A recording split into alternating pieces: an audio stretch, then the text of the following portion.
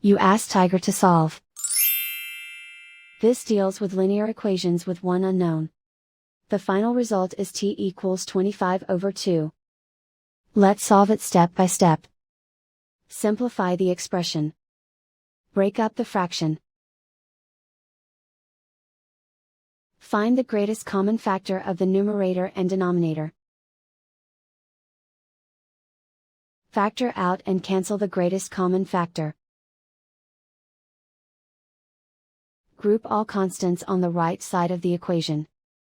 Add 1/6 to both sides. Combine the fractions. Combine the numerators. Reduce the zero numerator. Simplify the arithmetic. Find the lowest common denominator. Multiply the denominators. Multiply the numerators. Combine the fractions. Combine the numerators. Isolate the t. Multiply both sides by 12.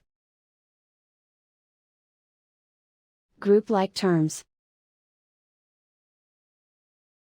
Multiply the coefficients. Simplify the fraction. Multiply the fractions. Simplify the arithmetic. And so the final result is t equals 25/2.